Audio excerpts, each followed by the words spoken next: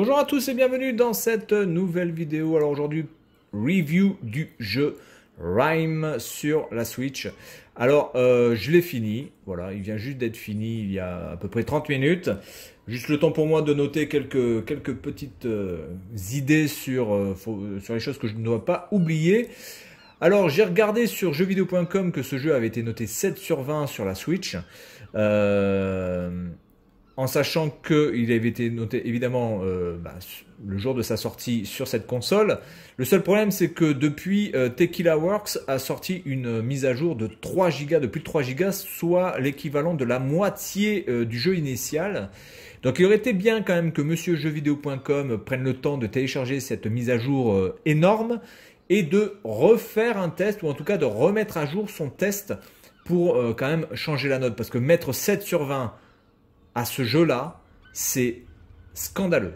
Voilà, il n'y a pas d'autre mot. Alors j'ai regardé un petit peu vite fait aussi d'autres jeux sur Switch qui ont pu être notés comme ça vite fait. Et j'ai trouvé un jeu noté 7 sur 20. Et ce jeu-là s'appelle Roller Tycoon. Alors Roller Tycoon, c'est vraiment un jeu de merde. C'est pourri, d'accord? C'est vraiment pourri. Voilà, c'est un jeu absolument inintéressant. Un jeu de simulation, enfin de gestion qui est vraiment pourri. Donc qu'il ait 7 sur 20, ça me choque pas, même si déjà je trouve que la note est assez sévère. Bon, il pourrait avoir 9, on va dire, 9 ou 10. Mais là, mettre 7 sur 10 à ce jeu, en voyant quand même le travail qu'il y a eu sur le level design, sur quand même le graphisme, parce que c'est quand même assez joli. Là, vous pouvez voir sur l'écran titre quand même ce petit coucher de soleil ou lever de soleil, d'ailleurs, je ne sais pas, sur la mer, c'est vraiment beau, on peut dire que c'est beau. Alors c'est pas forcément égal, il y a des mondes qui sont pas terribles. Là par exemple le marchandage, je trouve que ce niveau-là est pas terrible. Par contre dépression, je trouve que c'est un niveau vraiment très très beau avec la pluie. Colère, ça passe nickel. Et puis surtout déni, le jeu, je trouve que ce niveau-là est vraiment très très beau. Donc on va partir sur colère. Et puis je vais vous dire un petit peu ce que je pense de ce jeu. Bien, alors on va passer sur les côtés négatifs. Alors oui, le jeu, malgré sa mise à jour monstrueuse de 3,5 Go, enfin quasiment la moitié du jeu, en effet rame encore. Oui, les temps de chargement sont indigents. Quand vous devez, voilà, par exemple ici, choisir votre niveau, ça met énormément de temps. Après, ça passe, honnêtement, il n'y a plus de temps de chargement, donc ça va. Voilà. Oui, il y a un autre problème aussi sur la luminosité, parce que là, vous voyez que la luminosité, enfin, vous ne le voyez pas, mais je vous le dis, la luminosité est au maximum. Et je peux vous dire que j'ai eu vraiment besoin de mettre la luminosité au maximum dans certaines situations, pour pouvoir vraiment me repérer dans des zones qui étaient extrêmement sombres. Si vous mettez la luminosité à la moitié, c'est quasiment impossible dans certains niveaux de pouvoir se repérer. Vous ne savez pas si vous êtes face à un mur ou s'il y a une sortie ou s'il n'y en a pas. Enfin, c'est franchement la galère. Donc vous êtes obligé de mettre la luminosité au maximum, ce qui est pas franchement très agréable dans certains niveaux, donc vous êtes obligé à chaque fois d'ajuster la luminosité quand c'est un niveau à l'extérieur, quand c'est un niveau où il n'y a pas de lumière, etc. Donc ça c'est très très mal géré, en effet. Ensuite, au niveau du gameplay, bon, j'ai pas vraiment grand chose à dire par rapport à ça. Les sauts sont plutôt bons. Quand il s'agit de s'accrocher pour passer d'une corniche à une autre corniche, ça se fait plutôt bien. C'est quand même assez rare de se casser la gueule, faut vraiment le vouloir. Il y a quelques problèmes au niveau des choses que l'on prend dans les mains pour pouvoir ensuite les poser. C'est pas forcément précis, des fois on loupe la cible, donc il faut s'y reprendre à une ou deux fois, mais c'est pas vraiment gonflant. Alors, regardez quand même ces effets d'ombre, je trouve que les effets d'ombre sont très très bien gérés, plutôt bien d'ailleurs. Encore une fois, on est sur Switch, on n'est pas sur un monstre de puissance au niveau des consoles. Voilà. Donc ça saccade, ça clip, voilà, ça clip. Il y a énormément de clipping, il y a de l'aliasing, oui, mais ça ne gêne en rien le jeu. Ça ne gêne en rien le jeu parce que vous n'êtes pas dans comment dire, genre dans le hurry, mais voilà, vous n'êtes pas là à vous dépêcher absolument, à devoir éviter des pièges à la vitesse du son. Vous n'avez pas de combat contre des boss qui bougent dans tous les sens, et donc évidemment vous êtes obligé de faire des roulades, etc. D'ailleurs, la roulade ne sert strictement à rien. Ça, on pourrait aussi le dire dans ce jeu. La roulade ne sert à rien. Je sais pas pourquoi ils l'ont mise. Bref, voilà. Donc du coup, les saccades, ça, c'est pas emmerdant. Je veux dire, autant dans un Resident Evil, quand vous devez vous taper des boss à faire des esquives, etc. Si ça clip ou si ça lag de ouf, évidemment, c'est gênant. Quand vous faites des jeux de baston extrêmement rapides à la Soul Calibur et que ça lag, évidemment, c'est gênant. Mais là, dans ce jeu-là, ou les jeux de bagnole, par exemple, Mario Kart qui lag, c'est quasiment injouable. Mais dans ce jeu-là, vu la cadence que vous avez. En plus, vous n'êtes pas timé, vous avez tout le temps de regarder les choses un petit peu. Donc, franchement, le côté lag, c'est pas joli, c'est pas agréable, mais ça ne gêne en rien, mais absolument en rien, la jouabilité. Les cinématiques lag aussi, alors ça c'est quand même un peu plus emmerdant parce que bon, des cinématiques qui lag, normalement ça devrait être optimisé. Là, c'est pas le cas, donc il y a des cinématiques qui lag clairement. Voilà, quoi d'autre? Je pense que le jeu est court aussi, extrêmement court. Je sais pas si on a le temps de jeu. Attendez, je vais regarder si on peut voir le temps de jeu. Je sais pas si on peut le voir. Parce que comme j'y ai joué il n'y a pas très longtemps, je ne sais pas vraiment. Profil. Voilà, donc première utilisation il y a 2 jours, donc on n'a pas le temps exactement de combien de temps j'y ai joué, mais on va dire que 10 heures quoi. Je sais même pas si c'est 10 heures. 10 heures, c'est vraiment pour dire le maximum. Alors après, vous pouvez chercher tous les objets qui sont cachés, et donc ça peut vous prendre du temps, évidemment. Mais pour finir le jeu, il vous faut clairement moins de 10 heures. Ensuite, au niveau des énigmes, alors il n'y en a pas beaucoup. Elles sont pas forcément difficiles. Il manque quelques énigmes, on va dire vraiment difficiles. La plupart sont franchement gérables en un rien de temps. Alors attendez, je vais changer la luminosité là. Regardez, la luminosité est à fond, hein. C'est un truc de ouf. Voilà, je vais mettre un peu moins fort. Voilà, hop, on reprend. Donc il manque 2-3 énigmes, on va dire vraiment tendues. C'est vraiment dommage. Ensuite, la fin. Bon, la fin, après, bon, ben voilà, ça c'est à vous de voir si vous êtes sensible ou pas très sensible. Ça c'est autre chose. Moi, la fin, j'ai bien aimé. Bon, l'histoire, je dois avouer que j'ai pas vraiment tout pigé à l'histoire. Mais bon, grosso merdo, je comprends que le gamin est plus ou moins déjà mort depuis le naufrage. Et que là, il est un petit peu en train d'essayer je sais pas, de sortir de sa mort, essayer peut-être de revenir à la vie, peut-être qu'il ne sait pas qu'il est mort.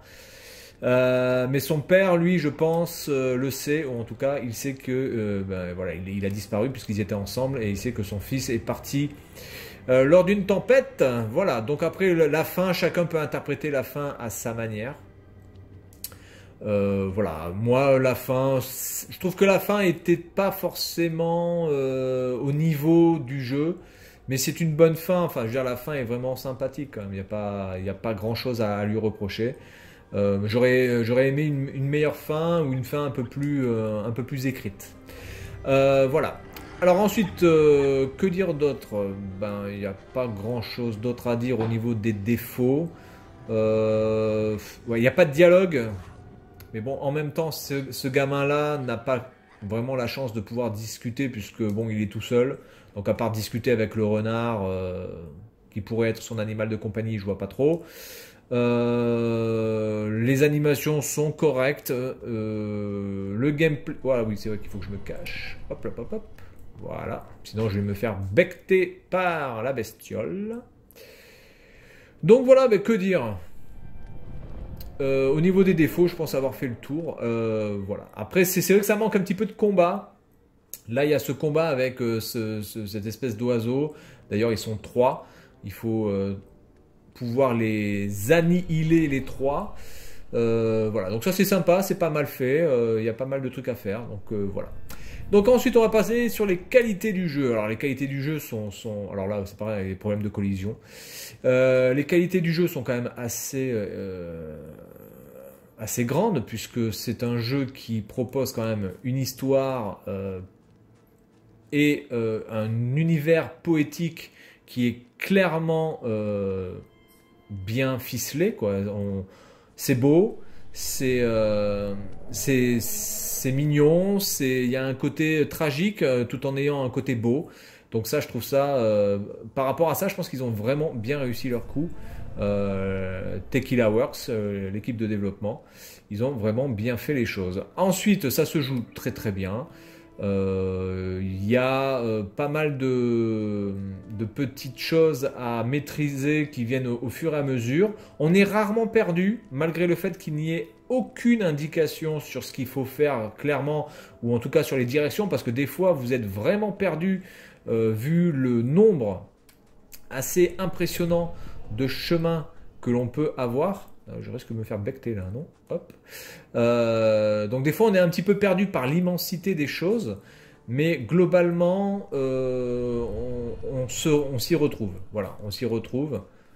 Et c'est quand même assez rare d'être perdu. Moi j'ai toujours dans ma technique à moi, c'est-à-dire que quand je joue à un jeu un petit peu trop longtemps, j'ai une fâcheuse tendance à ne plus savoir vraiment quoi faire. Donc ce que je fais, c'est que je fais une pause et je reviens dans le jeu 3 heures, 4 heures après et je trouve la solution. Donc c'est vrai que des fois on peut être bloqué, mais c'est vraiment très très rare et je vous conseille de faire une petite pause. Et après tout se passe généralement très très bien. Voilà, donc vous récupérez ce genre de clé, voilà. Ensuite, la musique, l'ambiance sonore est vraiment excellente. Des sons extrêmement beaux. Ça, on peut pas le... Ah oui, voilà. Des sons vraiment extrêmement beaux, des musiques lyriques, c'est vraiment très joli. C'est assez émouvant dans certaines phases. Donc voilà, ça c'est aussi un très très bon point pour ce jeu. La musique, la bande son, les bruitages. Bon, les bruitages, il n'y en a pas des masses, donc ça on va laisser de côté. Donc voilà. Ensuite, que dire d'autre? Alors c'est pas un jeu qui se joue au pixel perfect, donc c'est pour ça encore une fois que la note de 7 sur 20 de la part de jeuxvideo.com est franchement abusée, parce que autant Coloro, jeu que j'ai aussi présenté et sur lequel j'ai aussi fait une review, autant Coloro c'est un jeu qui lag à fond, et en plus il y a des phases en pixel perfect quasiment, mais ce jeu-là ne nécessite absolument aucun pixel perfect. Il n'y a pas des sauts qui se font au poil de cul ou je sais pas quoi. Oula, je pense que là, par contre, ça risque d'être chaud pour y arriver. Ok. Où est ce putain de moulin de merde? Il est là. Voilà, donc je trouve que la note qui a été mise à ce jeu est vraiment injuste. Il y a beaucoup de jeux. Il y a aussi, par exemple, j'ai regardé un jeu qui s'appelle FIA Truck Competition ou Challenge ou je sais pas quoi là. Donc c'est une course, c'est un jeu de course de camion qui est franchement pourri, hein, pour l'avoir téléchargé et pour avoir essayé d'y jouer, qui est franchement mal foutu, qui est pas non plus extrêmement beau, qui est extrêmement compliqué à manier. Le gameplay est vraiment pourri aussi, et le jeu a eu 14. Voilà, donc je trouve ça juste aberrant. Donc ce jeu là, écoutez, si vous voulez un jeu qui vous emporte, qui vous donne vraiment envie de... Moi, j'ai pas lâché le jeu, hein. J'ai vraiment pas lâché le jeu. Dès que je l'ai commencé, j'ai continué à y jouer, malgré les lags, malgré les ralentissements, malgré les temps de chargement, etc., etc. Eh ben, connard. Alors, des fois, il faut se dépêcher. Hop. Et voilà. Donc voilà, si vous cherchez un jeu sympa sur Switch, qui vous change un petit peu des bastons, du sang, des zombies, et qui vous emmène un petit peu dans un univers poétique, un petit peu à la Ico, eh bien je vous conseille ce Rime. Voilà, et puis surtout de télécharger la mise à jour de 3 Go 50 et quelques, qui est absolument nécessaire pour pouvoir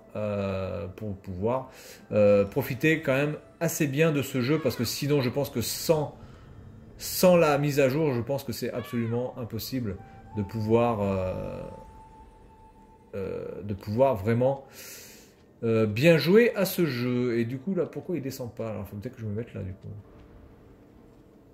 Voilà. Ok, donc voilà, donc c'est tout pour cette review de Rime. Alors pour moi, c'est un jeu qui mérite, voilà. Alors c'est pas le jeu du siècle. C'est un jeu qui aurait pu mériter sur Switch 19 sur 20, 18 sur 20, mais malheureusement il y a trop de défauts, donc moi je lui mettrais un 13 ou un 14 sur 20, parce que bon, il y a quand même des problèmes techniques qui sont assez inexcusables pour des jeux sur Switch, hein. Qu'on me dise pas que c'était pas possible de faire un jeu fluide, c'est pas non plus un jeu de ouf techniquement. Donc voilà. 13, 14 sur 20, ça les vaut largement. Voilà, donc c'est tout pour cette vidéo concernant la review de Rime. Et puis moi je vous dis à la prochaine. Salut à tous.